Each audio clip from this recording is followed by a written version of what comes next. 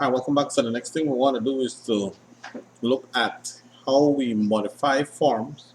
For example, adding in a drop-down menu or using a combo box or a list, adding in buttons to your form so that it is far more user-friendly. What I've been noticing is that I entered in some customer information. So I have a bunch of customer information. I also entered in some room info, and of course I could enter direct in here.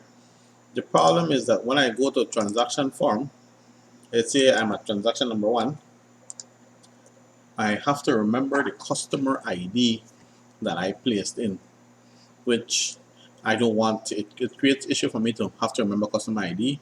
It is easier for me to reference the customer name because I know people by name. Or if you're using social security number, then you can quickly add in that social security number as an ID, I guess. That is okay, right? But if the customer already exists in your database and you know the customer, why not choose by customer name? So I'm going to show you how to modify one, and then I'll ask you to take a look at the other one, see if you can get it modified, right?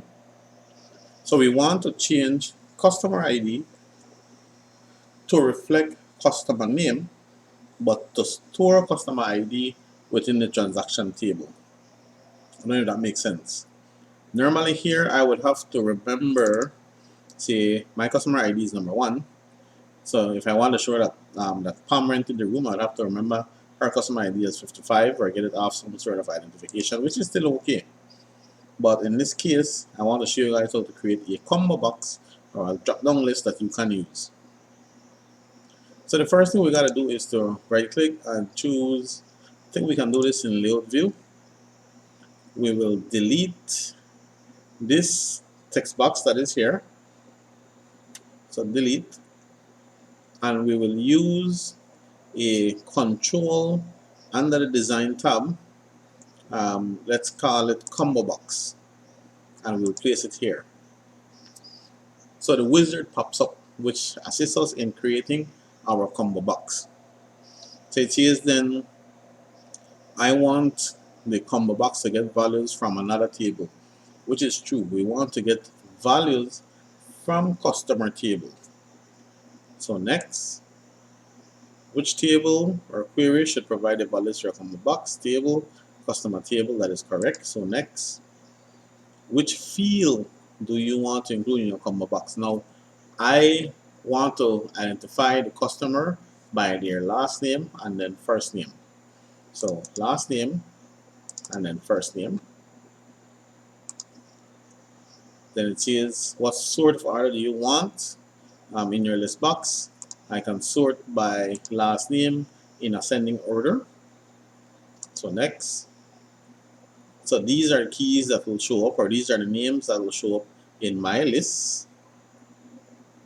So next. It says what do you want to actually store in the field name.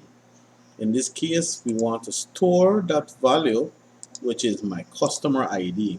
So although I'm pulling in the customer name, I still want to be able to store the customer ID so that later on I can analyze that data, right? So next. What label do you want to use for this? This is our customer ID, customer identification, and then finish. So this should give us our combo box for customer ID. So let me show you that quickly. I'll save that. Now when I open transaction form, transaction number 1, I can search for a customer. So let's say I'm using Bob Miley, right? He's renting, let's say, room number 3 and at a price of $800. No, lock is on. So at a price of $100. And he rents it yesterday, 2 days ago.